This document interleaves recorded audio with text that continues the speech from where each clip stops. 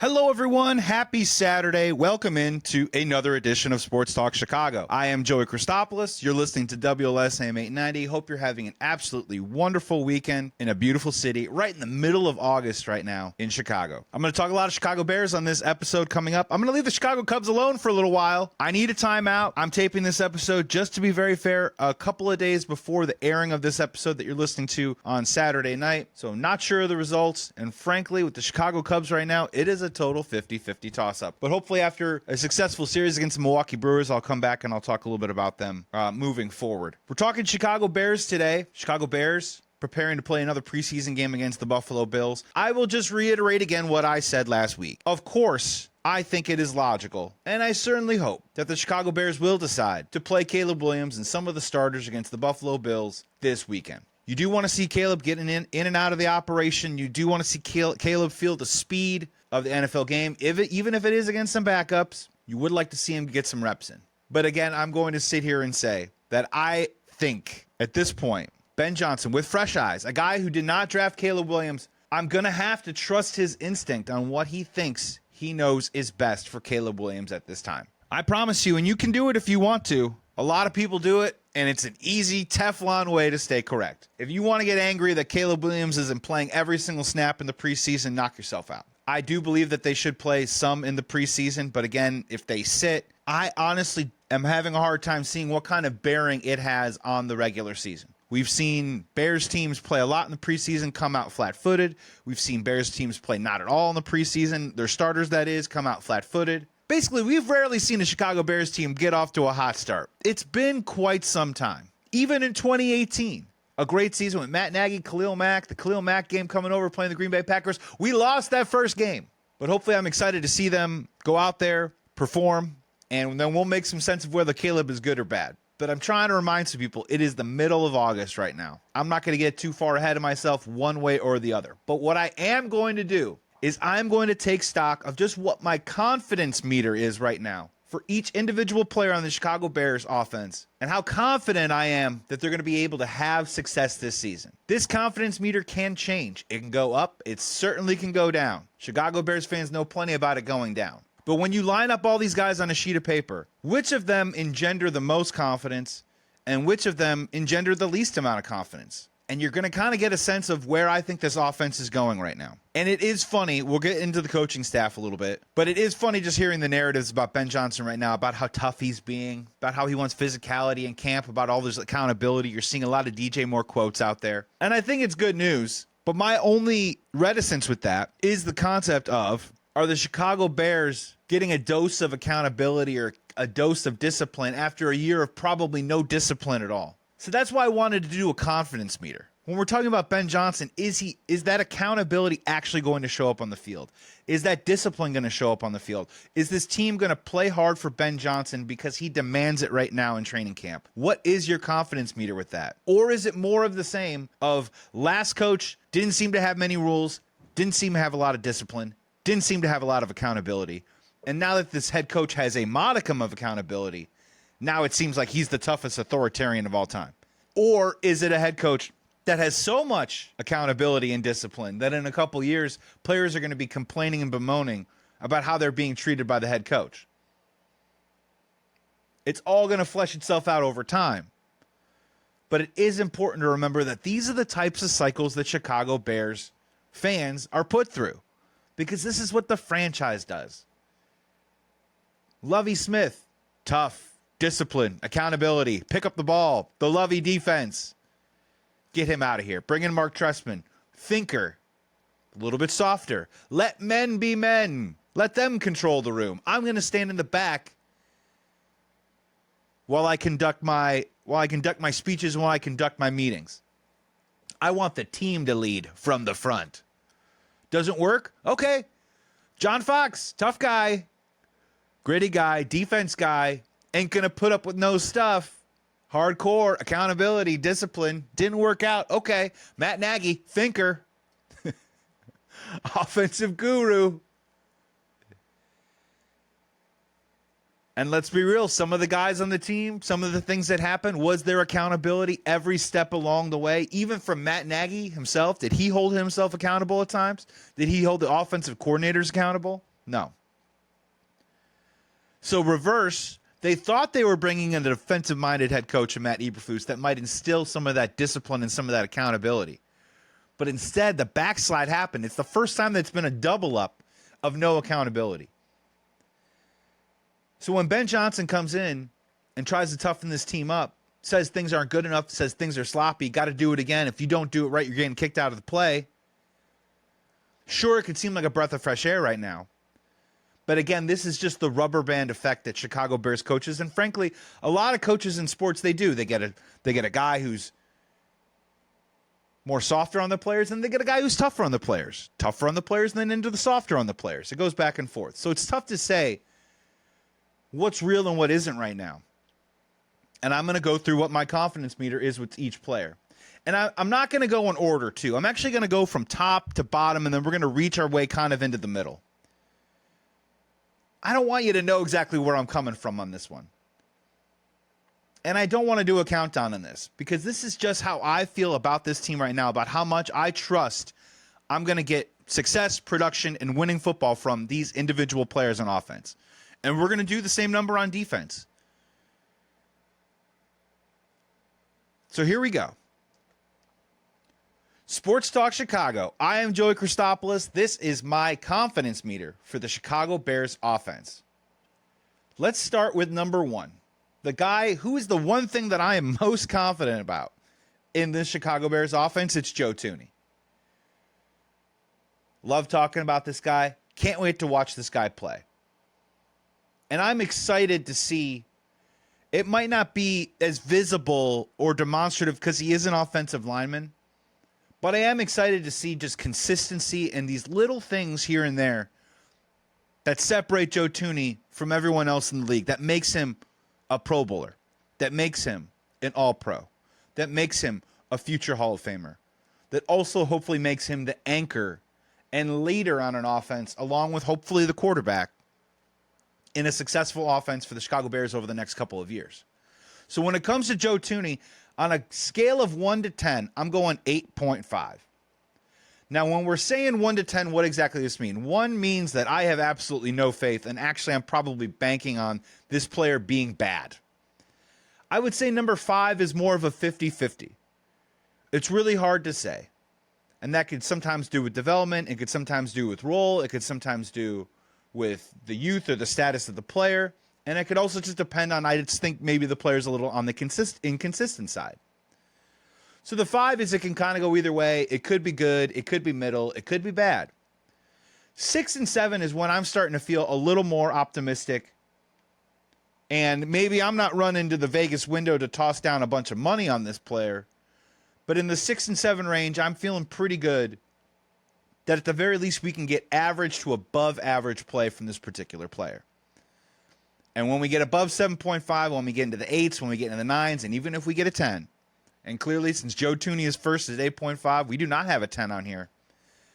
These are players that I'm confident in, that no matter what, week after week, they're going to show up and play the way that the back of their football card has said that they're going to play. They're guys that we can count on a week-to-week basis to produce, score touchdowns, protect the quarterback in this case. So number 1 for me is Joe Thuney at an 8.5.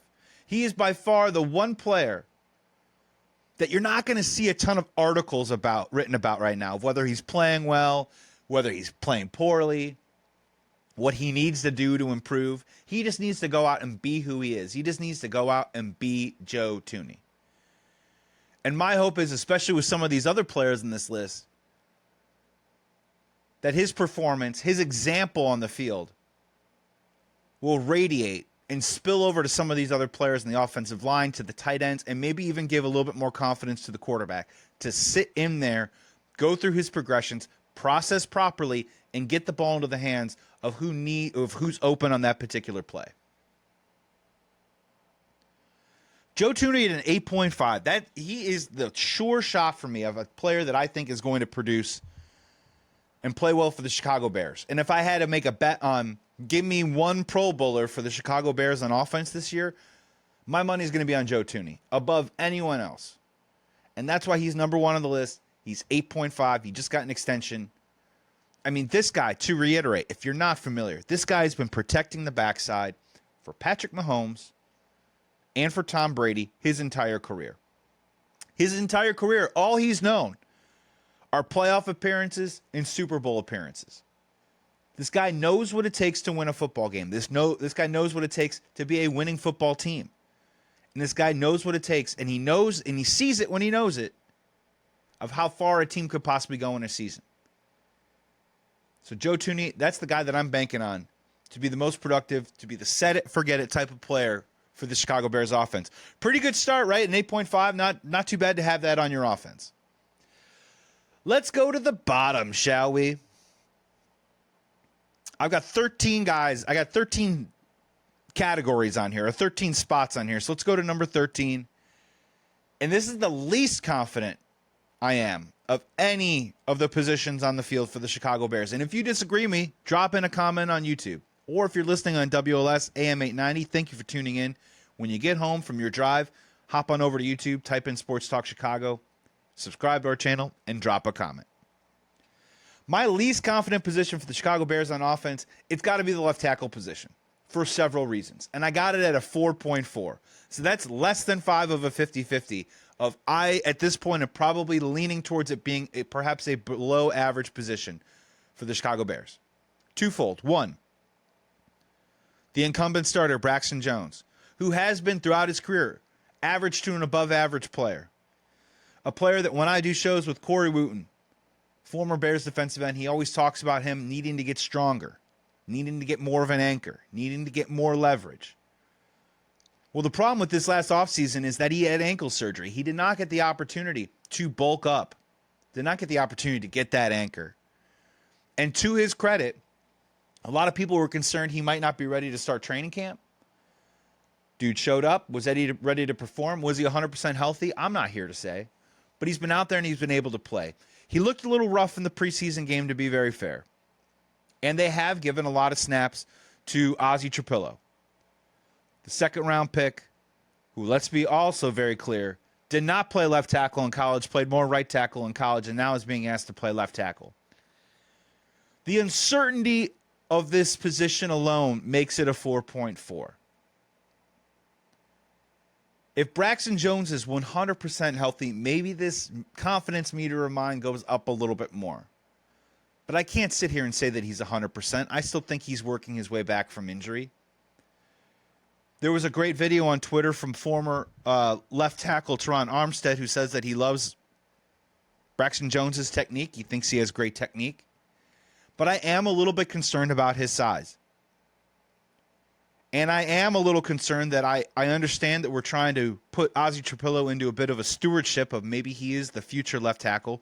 But if Braxton Jones were to get hurt, a rookie left tackle on a team that's trying to do something, on a team that's maybe trying to make the playoffs and win a playoff game, it typically, historically, is not a recipe for success. It doesn't doom your season by any stretch of the imagination, but it will make you nervous. And the uncertainty at that position, and just the fact that the position isn't really an arrow pointing up type situation. If Ozzie Trapillo gets reps there, that's great news. And if he becomes the left tackle of the future, that could be even better news for the Chicago Bears. But I promise you, this season and this season alone, if Ozzie Trapillo is your left tackle, he will not be giving you the best football of his career right out the jump.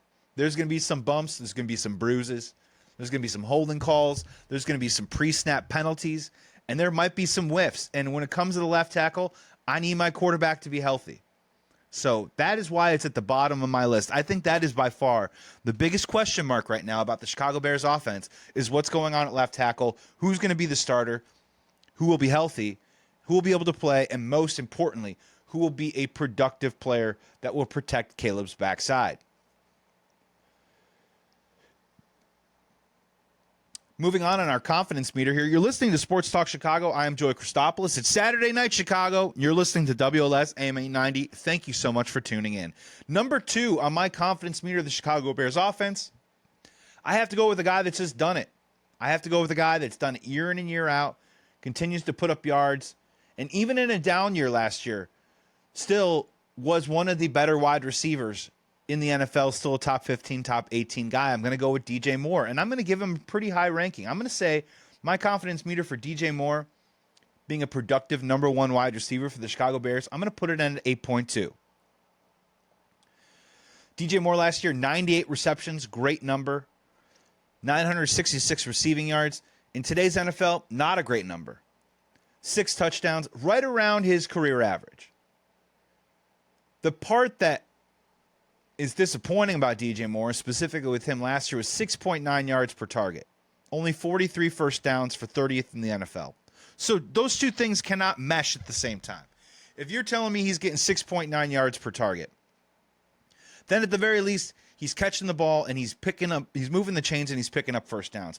If he's not picking up first downs, that means we're in bad down and distance situations, and those plays aren't helping, and he isn't as impactful as he needs to be. But I am going to be bullish on DJ Moore at 8.2. I think Ben Johnson, of all the players on this offense, and you start to look around, when we're talking about the weapons for the Chicago Bears, this is an incredibly young football team. You have a quarterback going into his second year that many want to just basically say it was his rookie year. You've got a tight end in his rookie year. You've got a wide receiver in his rookie year. You've got another wide receiver in his second year. And then you've got the veterans like DJ Moore, Odunze, DeAndre Swift, but he's also going to be pushed by a rookie running back. So Ben Johnson, what is the bread and butter? And you're talking about what this offense is going through right now about speeding Caleb up, making it hard on him. We will get to Caleb in a little bit. But if you're trying to nail down what works right off the jump and build some consistency with this offense, I think going through DJ Moore is going to be a path for success. And 8.2, what does that exactly mean stats-wise? I think 90-plus receptions is a very easy call for DJ Moore. I think a 1,000-yard receiving season doesn't really quite mean what it used to, but I think getting over that 966 mark this year, you can mark that down. Touchdowns, I think the 6 or 7 range feels about right. But in terms of my confidence level of a guy showing up week in and week out and producing and hopefully being a guy that helps the Bears win football games, I like DJ Moore, and he's got to stick there as my number 2 spot as that veteran receiver. Now, does he factor into Ben Johnson's long-term plans? Conversation for another day. Let's go back down to the bottom of the list. At the very bottom, I had left tackle at 4.4, so who could I possibly have in the number 12 spot? I have Jonah Jackson at right guard. And I can't wait to see what this offensive line can look like. What is its true potential? And is it really going to be this night and day contrast that a lot of people are selling when it comes to the Chicago Bears offensive line last year and the revamped offensive line this year? Jonah Jackson, it's easy to say. He made a Pro Bowl a couple of years ago. He's been in Ben Johnson's system. He knows Ben Johnson's system. For the most part, throughout training camp, you haven't heard much from him. And when it comes to offensive linemen, that's a really, really good thing. But I got to be honest with you, hurt a lot last year. Got a little bit behind the 8 ball at the Rams. When he was healthy, he wasn't able to come back and be a starter. And he typically was a left guard in other systems. Now he's playing right guard. And this isn't me making a grand declaration about Jonah Jackson, about him thinking that he's going to be bad, but I have to rate him on my confidence meter at about a 4.9. He's at about a 50-50 of whether I think he's going to be able to help this team or not. He's at about a 50-50 whether I think Jonah Jackson is going to be able to stay healthy for all 17 games. And if he exceeds my expectation, maybe this is me with a cautious heart. But if Jonah Jackson exceeds my expectations and is a productive player, all of a sudden now I think this offensive line really starts cooking. At least if you have 4 guys on there, and maybe your left tackle is a little bit in flux, but you have 4 productive players in your offensive line, I think really good things are going to happen for the Chicago Bears. I still think good things can happen for the Chicago Bears if 3 guys are really productive, and a couple of them are at times a little inconsistent. I think you can still be productive from there. But until further notice, Jonah Jackson doesn't get the benefit of the doubt from me. He needs to prove that he's healthy. He needs to prove that he can return to form. And he also needs to kind of show that he's the player that he was a couple years ago. And a type of player that can thrive in Ben Johnson's offense that he once did, but can he do it now in the present? We're almost coming up on a break here on Sports Talk Chicago with Joey Christopoulos. I'm doing my Chicago Bears confidence meter offense edition on a scale of 1 to 10. How confident am I that this player is going to be a productive piece for the Chicago Bears that are going to help us win games? Instead of going back to the top because I have a larger point on it, I am actually going to go stick at the bottom here. We did number 13. We did left tackle, 12, Jonah Jackson. Number 11, I'm going to go with Luther Burden. Now, when you see Luther Burden, when he's actually on the field catching passes, doing stuff, it's tantalizing. He looks strong. He looks fast. And you hear some reports out of training camp about him absolutely smoking the Bears defense in training camp. But like anything, in terms of confidence meters, rookies, wide receivers, you have to err on the side of caution. He hasn't had the best training camp. Let's just be honest. He hasn't had the best offseason. He dealt with a soft tissue injury. There were some rumblings and rumors about, is he maybe healthy enough? Is he NFL injured? Is he NFL hurt? NFL hurt means that, yeah, you're a little banged up, but you get out there and you start practicing and you work through it. People were questioning his work ethic a little bit, especially those were some of the knocks on him coming out of the draft and some of the reasons why some people thought that he was a first-round pick or a first-round talent, and he slid all the way to the second round when the Chicago Bears could take him. So when it comes to Luther Burden, I just have to stick it just above a 5, just above a 50-50, because I have to give him some points for talent and some things that he has flashed during training camp. So I'm sticking with a 5.4 with Luther Burden. And I'm happy to be wrong on that category. I'm hoping by the middle of October, he's up in the 6s or 7s in my confidence meter, and I think in a week-out basis, he is a problem for opposing defenses. But right now, he's going to have to show it. He's going to have to keep working. And most importantly, if we're going to talk about Ben Johnson and the accountability, the details, the nitty-gritty, all that good stuff, rookie wide receivers, they got to be on their P's and Q's. And if he isn't, he's going to lose snaps to other people. And we're going to see, wow, why is Olamide Zaccheaus out there and not Luther Burden? Well, maybe because the rookie has a little bit more to learn. So Luther Burden comes in at number 11 on my list at a 5.4 on my confidence meter out of 10. But how productive I think he can be for the Chicago Bears this year. I am doing my middle of August, keep in mind, Chicago Bears confidence meter offense edition. Scale of 1 to 10. 1 means I have no confidence in it at all. 10 means I have the ultimate confidence, and I'm willing to bet my life that this player is going to be amazing or take us to the promised land. 5 is a little bit more of a 50-50, and you can kind of figure it out from there. We started off at the top with Joe Thuney at 8.5. DJ Moore was number 2 on my list at 8.2. I went to the bottom of the list. We're going to work our way to the middle on this one, folks. At number 13 at the bottom of my list, the left tackle position, Braxton Jones, Ozzie Trapillo combination. I just have to put it at a 4.4 right now. I don't know who the starter is. I don't know if Braxton Jones is healthy. And Ozzie Trapillo is a young left tackle. Gives me a little hesitation. Number 12 right behind them, Jonah Jackson at 4.9. Want to see him healthy. And then number 11, I have Luther Burden, a young rookie wide receiver. Needs to stay on the details, needs to stay healthy. If his next level talent is going to be able to flourish and come up to the surface in this Ben Johnson offense. So let's go back up to the top. Number 3. I'm going to lump them all together because I think it's important that I do that. I'm not just going to say it's Ben Johnson, even though he is the head of the snake. I am going to go with the Chicago Bears coaching staff. I have it at a 7.9. This one scared me more than others because Bears fans, we know this well. I have an admission to make. I've been burned before.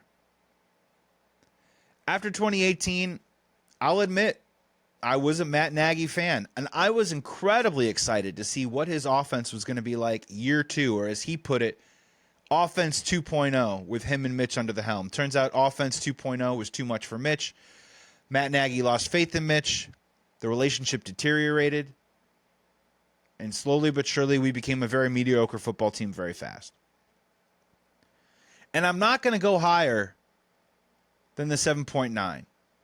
The 8, I feel like, is reserved for established pieces.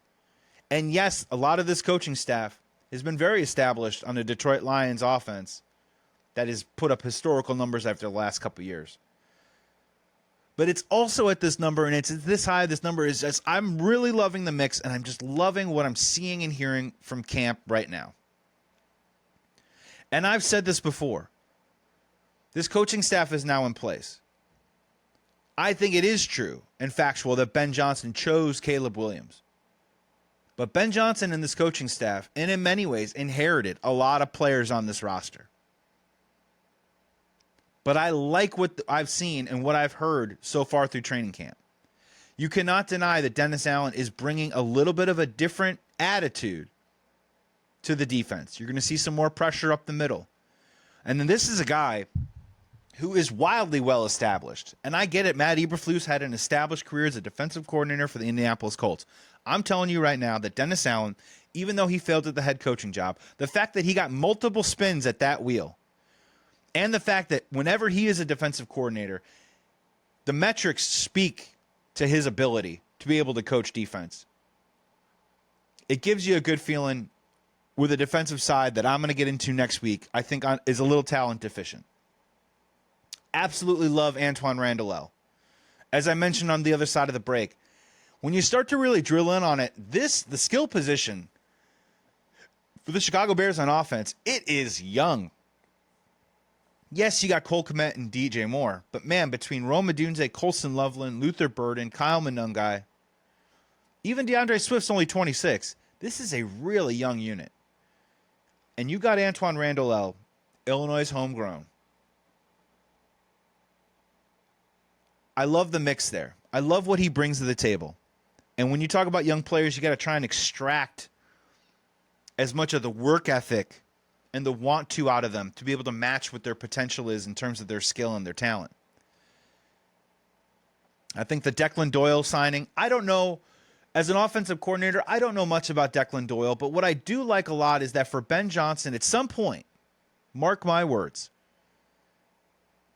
a rookie head coach, 17 games, so many different situations, anything can happen. NFL can be very unpredictable. And I know Ben Johnson is detailed. And I know Ben Johnson works incredibly hard to be as prepared as he can, but I promise you, I think it is only natural to believe that at some point there might be a situation where the game speeds up a little bit. Or maybe you're 5 seconds a little late to get a play call in. That's what Declan Doyle is supposed to be there to help him keep organized on the sideline. To do all the extra work with the statistics and the situation so Ben Johnson can also think about some of the more macro issues going on. I love Eric Bieniemy as a running backs coach. I love Richard Hightower on special teams. This is a good, strong staff with an attitude that wants to push these players to be as good as they possibly can. And honestly, that's all you can really ask for. Because then it becomes, can the players actually take some of that coaching, turn it into production and execution on the field? So I got them at a 7.9. And the hope is by the end of the year, especially with Ben Johnson, that number goes up. And it turns into in Ben we trust. And I have to be honest with you, full disclosure, when the offseason came around, I wanted a guy like Mike Vrabel, a guy that had been there, a guy that had done it, a guy that was a bit of an a-hole, if you will. But Ben Johnson's slowly winning me over day by day. The only way that he's going to fully win me over, and Chicago Bears fans, I hope that you treat this situation the exact same way, is with wins and losses. How does the team look? How does the team play? Do they play inspired? Do they play tough? Do they play all 4 quarters? Do they play disciplined? Do they not commit stupid penalties? Do you see a progression of growth throughout the year? These are all hallmarks of a good coach, and those are things that I hope to see. And they come in at number 3 on my list. Moving down to number 10, I'm going to go Kyle Monungai, the backup running back. Look, everyone knows that's tuned into Sports Talk Chicago before, right here on WLS, AM 890. I love me some Kyle Monungai. But again, rookie running back. I don't know how many opportunities he's going to get. I have to put him at about a 5.4. That's the exact confidence meter that I have for Luther Burden. It's not a knock on the player. It's more of a knock on the situation that they're in their particular part of their career. I do not foresee Kyle Monungai surpassing DeAndre Swift right out of the gate. I think the only way that you would see that happen is if DeAndre Swift has to miss some time with some injury. I do not see Kyle Monungai becoming a guy who gets 18 carries a game. Now, could I be wrong in the sense that maybe some weeks he has 10 to 12 carries and is incredibly productive and we love to see it and he runs hard? Yes. But at 5.4, my expectations are right in the middle for a rookie running back. And honestly, for a 7th round pick, 5.4, in my opinion, is an incredibly high number. And I do think Kyle Monangai will have a role on this team. And I do think there will be times where Bears fans are clamoring for Kyle Monangai to be on the field instead of maybe DeAndre Swift or maybe Roschon Johnson.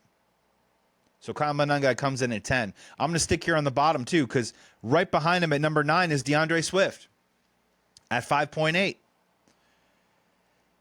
It's not a secret here on this show. I did not like that signing. Did not like it at all. And he was fine last year. And yes, he does have the ability to make some big-time plays. But again, I don't understand or don't believe wholeheartedly that DeAndre Swift is a central focus of a running game that is above average or elite in the NFL. I think that he is an elite second or third banana. And right now, we only have him as our number 1. I have him at 5.8 because I think his vision is lacking at times. He's got great speed and agility, but you have to be able to find the holes to hit at the particular times to let that speed and agility play. I worry a little bit about his injury history. He's done a great job of that the last few years. I don't doubt for a second that he takes care of his body. I don't doubt for a second that he cares and wants to be the best player that he can be. But when you pull up a lot of these different numbers with DeAndre Swift last year, he's a middle-of-the-pack running back. A lot of his numbers, 18th, 19th, 16th in the NFL. Now, Joey, you could be saying the offense was so bad last year, DeAndre Swift has to be a product of that. It's possible. And it's going to be really important for Ben Johnson and that offensive line to get that run game going. And yes, it's possible that in Shade Waldron's offense and poor offensive play and a rookie quarterback, that maybe a running back is behind the 8 ball a little bit to be the most productive self that they can be. But I got DeAndre Swift at a 5.8. I got Kyle Monangai at a 5.4. The running game is a little bit of, I want to believe it when I'm going to see it. I know that the head coach is going to commit to it. My concern is that, is it going to work? I like our offensive line. I like our coach's commitment to running the ball. Our running backs, though, are a little bit of a TBD for me. And I'm hoping that I'm wrong. And I'm hoping that between DeAndre Swift and Kyle Monangai, maybe a healthy Roschon Johnson, at the end of the day, you got yourself a nice trio there that can be an above-average unit. But I am honestly a little skeptical about that room right now. And I think that they're missing some home run punch, and I think that they're missing a little bit of some strength. I like the lower body of Kyle Monangai. He keeps churning his legs, and he is a tough, tough runner. But he's also a little bit more on the slight side in terms of size. Going back up to the top, I'm doing my Chicago Bears confidence meter. How confident am I in these individual players on offense for the Chicago Bears? It's Joey Christopoulos right here on Sports Talk Chicago, and you're listening to WLS AM 890. I'm going to number 4. I'm going to the center, Drew Dahlman. Drew Dahlman, I'm putting at a 7.7. And the only reason why I'm doing that is because they gave him a ton of money. And I'll be honest with you, I didn't watch a ton of Atlanta Falcons football last year. They had Kirk Cousins at quarterback. Bijan Robinson finally had the type of season that I think everyone wanted to see him have. And when you look at the advanced numbers, Drew Dahlman, one of the better centers in the league. In fact, a top 5 center in the league. And the Chicago Bears paid him as such. So I have to have him at a 7.7. This is probably the most blind pick that I'm having in terms of confidence because he needs to be good. He has to be good. We've spent too much money. And the interesting part about it is he's also at a 7.7 because this is a bit on that grading scale that I talked about when we talk about tough coaches and soft coaches, is that the center play for the Chicago Bears in the offensive line the last 2 or 3 years has been so terrible that Drew Dahlman might look like an all-star just being average.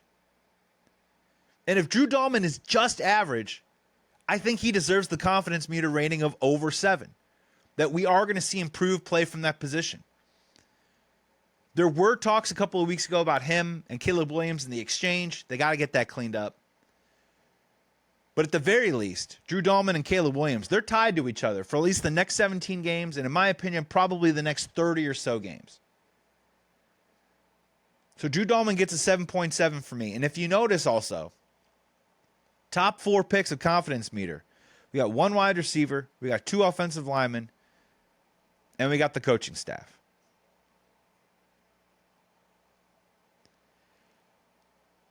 So we got number 9. So we got number 13 left tackle, number 12 Jonah Jackson, number 11 Luther Burden, number 10 Kyle Monangai, number 9 DeAndre Swift. Let's go to number 8 Cole Kmet at 6.3.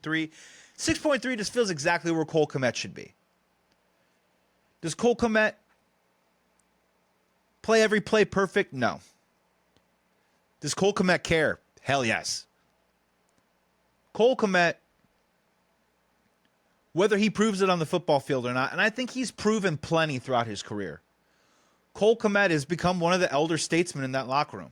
And he's the type of guy that welcomes the opportunity to have that type of leadership. And he is very vocal with the press about what he believes the Chicago Bears need to do to become the type of football team that maybe wins some playoff games in my lifetime.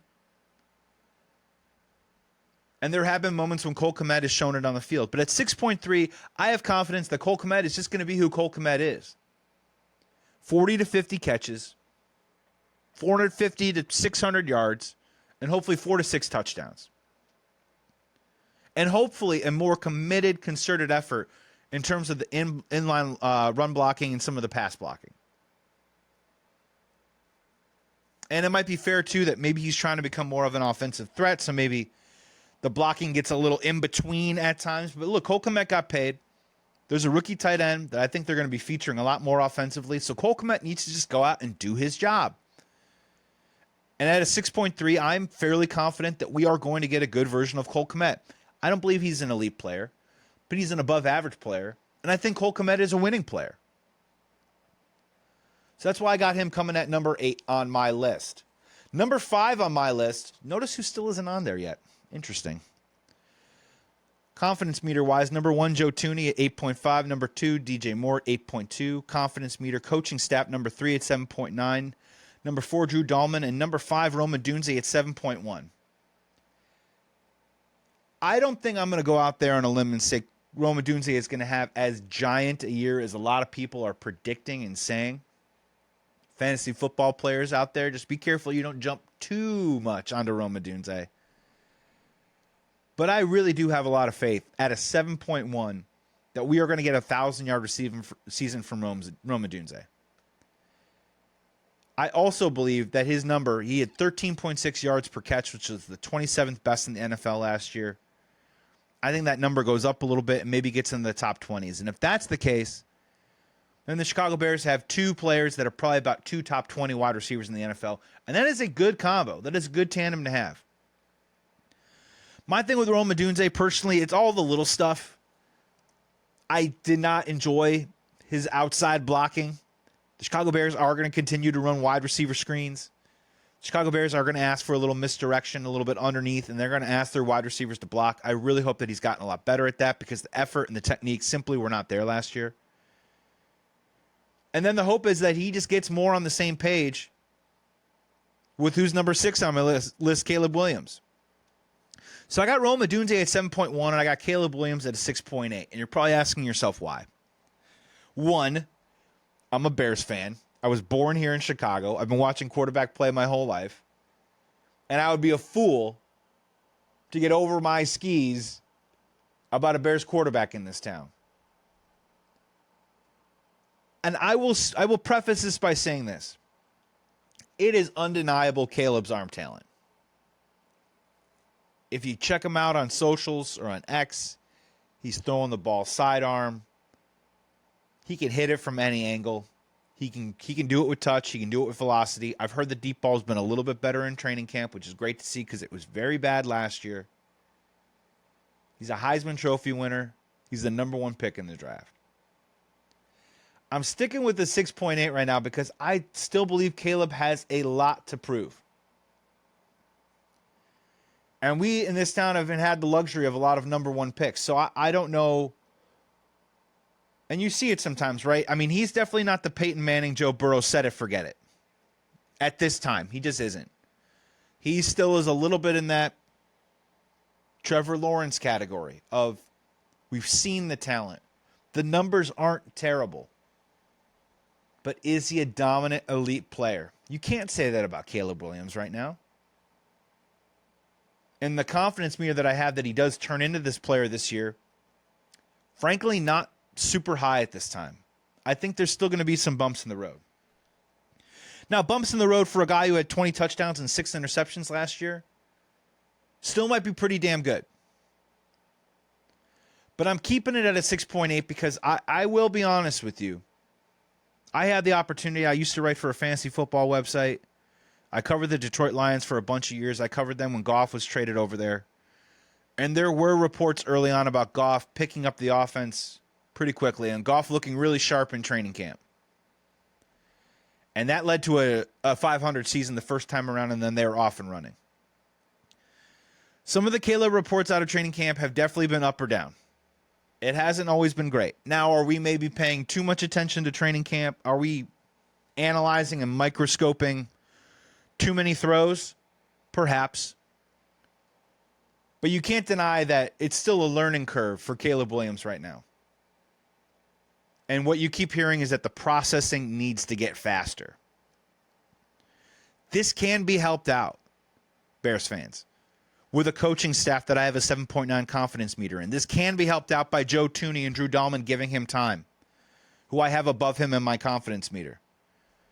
So if the operation is cleaner, if the play call is better, if the protection gives him more time, can he get better at processing? Probably, yeah, pretty quickly. But it will still be incumbent upon him when the bullets start flying, when the game starts getting really fast, that he goes out there and does it. And at this time, I have to have Caleb on my 6th most confident at a 6.8 for the Chicago Bears offense. And then we finally have our last two, the middle guys. I got right behind him Colson Loveland at 6.7. And you're saying, wait a second, Joey, you said rookies are 50-50. They deserve to be in the fives. I'm just going to keep telling you, and if you don't get an opportunity because you work hard and you just wait for your Bears to come on Sundays, I will tell you that the reports out of training camp about Colson Loveland have been glowing. People are ecstatic about what they see from Colson Loveland on the field. Big, athletic, difference maker, just a guy out there doing different things, open all the time. And if he's open all the time, he will be rewarded by Ben Johnson in this offense. And I'm just telling you right now, X factor, got to keep an eye on. I have confidence, 6.7, that Colson Loveland, it might be a difference maker for this team within the first month of the season, which is an incredibly hard thing to do as a rookie tight end in the NFL. Typically, those guys come along pretty slowly. Is he going to be Brock Bowers? I'm not sure. But I do think he's going to be a factor early and often for the Chicago Bears. And if he can continue to grow in that role, he might become that X factor that honestly cracks this whole thing wide open. That all of a sudden DJ Moore's running free. That Rome Odunze is free down the sideline. That there are plenty of gaps in the zone running where DeAndre Swift is now causing chaos.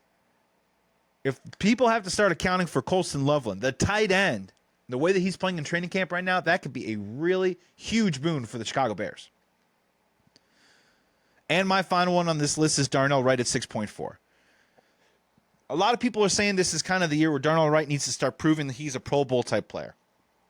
I think Darnell Wright is a really good player. I think he will eventually have the type of season where he will become a Pro Bowler. I just need Darnell Wright to continue to be Darnell Wright and maybe just a skosh better. So at 6.4, I'm confident that he could be the player that he is. And if he is, all of a sudden now, I feel really good about at least 3 of the spots on my offensive line. And if that's the case, that's a better situation than Bears fans have had in an incredibly long time.